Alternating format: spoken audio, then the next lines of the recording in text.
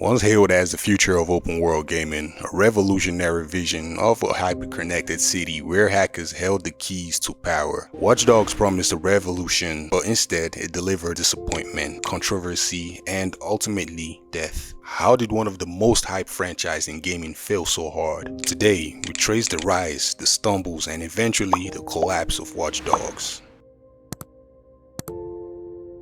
It started with a dream, Ubisoft's vision of a near-future Chicago where every device, every camera, and every person was connected in a sprawling digital web. Watch Dogs wasn't just another open-world game, it was supposed to be the first to truly capture the power of hacking as gameplay. The concept was brilliant, players controlling Aiden Pierce, a vigilante hacker seeking justice in a city where technology was both weapon and shield. The trailer from E3 2012 blew everyone away. The graphics, the scale, the seamless hacking, it looked like a game changer. But reality soon collided with hype. When the game finally launched in 2014, fans noticed something glaring. The graphics in the actual game didn't match that E3 demo. The demo was pre-rendered, running on high-end PC hardware, while the game itself looked significantly downgraded, especially on consoles. The backlash was brutal. Players felt betrayed. What was promised as next-gen open world suddenly felt like a watered-down experience. Aiden Pierce himself became a symbol of that disappointment, a stoic, emotionless anti-hero who failed to connect with players on a deeper level. Yet, despite the criticisms, Watch Dogs went on to sell well, enough to keep Ubisoft invested.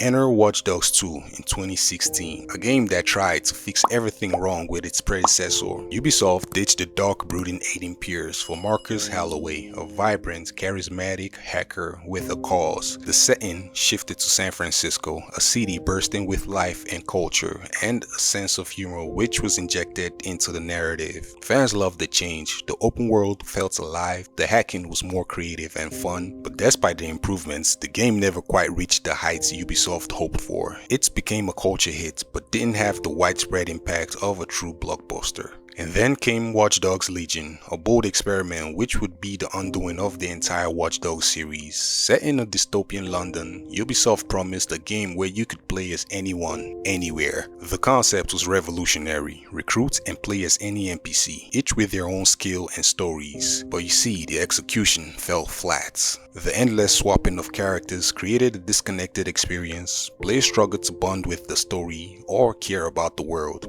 Technical issues plagued the game at launch. Critics panned the game for feeling hollow and repetitive. What was meant to be an evolution turned into a disjointed mess, and the franchise reputation was all but dead.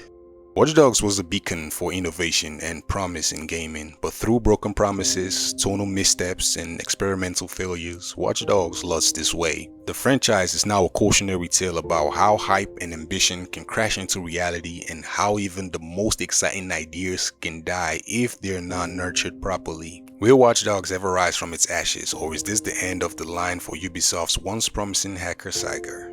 Please, if you enjoyed this video, kindly hit that like button, hit that subscribe button, and hit the notification bell icon so you can get notified when I post new videos like this, as I am desperately trying to get to 1,000 subscribers by the end of this year.